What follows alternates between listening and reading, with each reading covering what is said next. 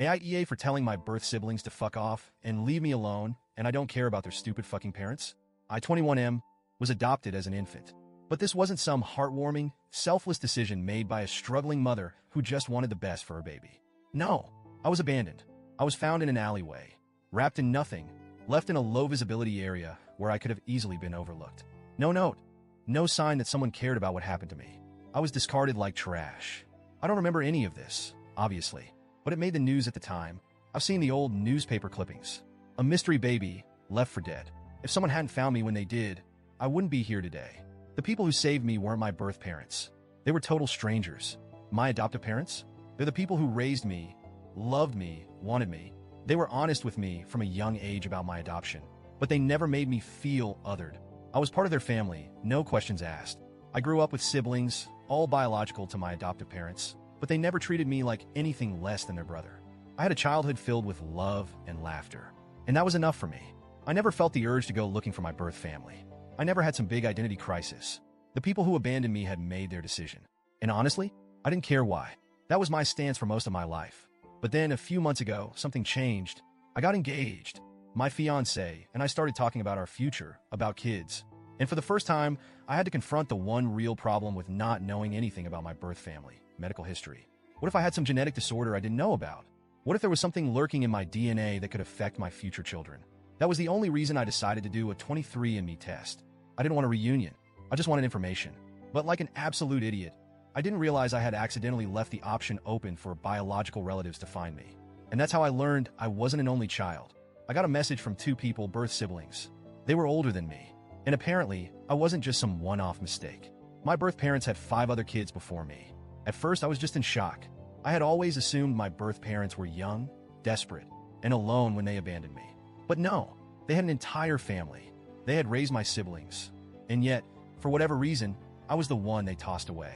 I felt numb, confused, angry. But my birth siblings didn't come at me with hostility. They acted excited. They told me they had been looking for me, that they had always known about me, that their parents had regretted giving me up. That last part, that made me pause. Because let's be real, they didn't give me up. They dumped me in an alley like a piece of garbage. Still, I decided to be civil. I told them straight up that I didn't have an interest in reconnecting with my birth parents, but if they had any medical history to share, I'd appreciate it. They didn't answer my question. Instead, they kept pushing to tell me my birth parents' real story. I shut it down. I told them, flat out, that I didn't care why my birth parents abandoned me. I wasn't interested in reconnecting. I just wanted medical information. That's when things shifted. At first, they just seemed disappointed. But then the messages started changing. They started guilt-tripping me. You don't understand. Our parents regretted it so much. They wanted to come forward, but they were too scared of getting in trouble. They cried for you. You were never forgotten. You owe it to them to at least hear them out. That last one, that's when I started getting pissed. I didn't owe them or their parents anything. If my birth parents had really regretted what they did, they would have come forward regardless of the consequences. They would have fought to get me back. Instead, they let me grow up thinking I was unwanted and discarded. And now, when I have a life without them, when I've moved on, they suddenly want a second chance? No, absolutely not. I blocked my birth siblings. I thought that was the end of it. But then, they found me on social media. I started getting messages from different accounts. They kept insisting we were family, that I was the missing baby, that their mom cried for me every night, that I was being cruel for shutting them out. They said I was being unfair, that it wasn't my mom's fault, that she was young and overwhelmed, that she and my father had just panicked. But you know what? They weren't too young to raise my 5 older siblings. They weren't too overwhelmed to keep them. So what was different about me? Was I an accident? Were they just sick of having kids? Was I just too much? I didn't care about their excuses. I was done. I ignored them. I blocked them again. But they kept making new accounts. This went on for almost 3 months. 3 months of them pushing and pushing, trying to force me to care about people who hadn't cared about me. And eventually I snapped. I sent one final message before deleting everything. FCK off. Leave me alone. I don't care about you or your stupid f***ing parents. And that was apparently too far. They lost their minds. They told me I was cruel, that their parents didn't deserve that kind of hate, that I was being heartless.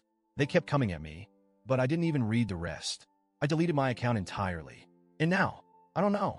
I don't regret cutting them off. I don't regret refusing to engage.